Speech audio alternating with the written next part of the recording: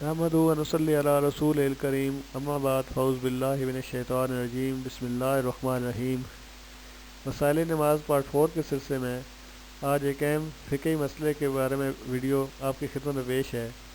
اس مسئلے کا تعلق نماز اور اس نماز کے دوران آنے والے ان خیالات سے ہے جو تقریباً ہر انسان کے ذہن میں آتے ہیں کہ نماز پڑھتے ہوئے بندہ کچھ سوچتا رہتا ہے۔ اس بارے میں آپ کی خدمت میں ویڈیو پیش ہے کہ اس مسئلے کے بارے میں فقہا کی کیا رائے ہے اور کیا اس سے نماز کی ادائیگی یا اس کی صحت پر کوئی فرق پڑتا ہے یا نہیں پڑتا۔ اس سلسلے کا سوال یہ ہے کہ نماز کے دوران بار بار دنیاوی خیالات کا آنا کیا نماز کی ناقبولیت کی نشانی ہے، اور اس سے بچنے کے لیے ہمیں کیا کرنا چاہیے اور اس مسئلے کو کیسے حل کیا جا سکتا ہے۔ نماز مسلمان کے لیے سب سے قیمتی تحفہ ہے جو اسے دیگر مذاہب کے پیروکاروں سے منفرد اور ممتاز بناتی ہے۔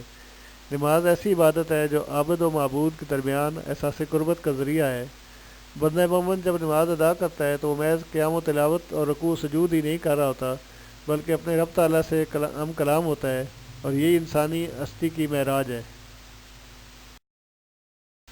اکثر و بیشتر ایسا ہوتا ہے کہ حالت نماز میں خشوع و خضوع نہیں رہتا، انسان کا دھیان ادھر ادھر بھٹکنے لگتا ہے، دنیاوی خیالات دل و دماغ کو گھیر لیتے ہیں۔ انسان بظاہر ارکان نماز ادا کر رہا ہوتا ہے مگر اس کی توجہ کہیں اور ہوتی ہے۔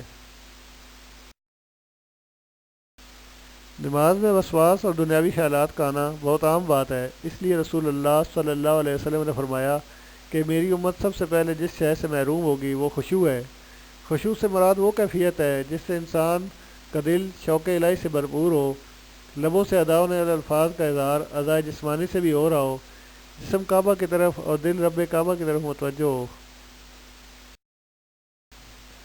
اگرچہ نماز میں دنیاوی خیالات یا وسواس آنے سے نماز کی صحت اور قبولیت پر کوئی اثر نہیں ہوتا، یہ نماز کی عدم قبولیت یا رب تعالیٰ کی ناراضگی کا باعث بھی نہیں ہے۔ تاہم ان دنیاوی خیالات کو طول نہیں دینا چاہیے بلکہ فوراً جھٹک دینا چاہیے، اور جہاں تک ممکن ہو کوشش کریں کہ نماز میں خشوع و خضوع برقرار رہے۔ دنیاوی خیالات آنے کی صورت میں نماز کی تلاوت قدر بلند آواز میں کریں، اور اس سے آپ کی توجہ خیالات سے ہٹ کر نماز کے الفاظ پر ہو جائے گی۔ مزید یہ کہ کچھ صورتیں یا آیات کا ترجمہ یاد کر لیں اور نماز کے ان کی تلاوت کریں۔ تلاوت کرتے ہوئے ان آیات کا ترجمہ بھی ذہن میں دہراتے رہیں، اس سے دھیان ادھر ادھر نہیں بھٹکے گا۔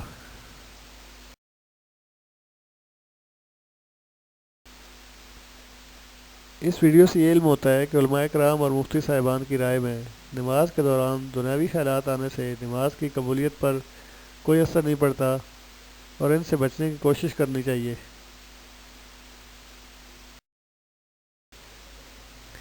اس ویڈیو کی تیاری کے لیے مواد مفتی عبدالقیوم خان ہزاروی اور ادارہ منہاج القرآن کی تصنیفات سے لیا گیا ہے۔ مزید مسائل جاننے اور مفید ویڈیوز کے لیے روحانی دنیا کو لائک اور سبسکرائب کریں۔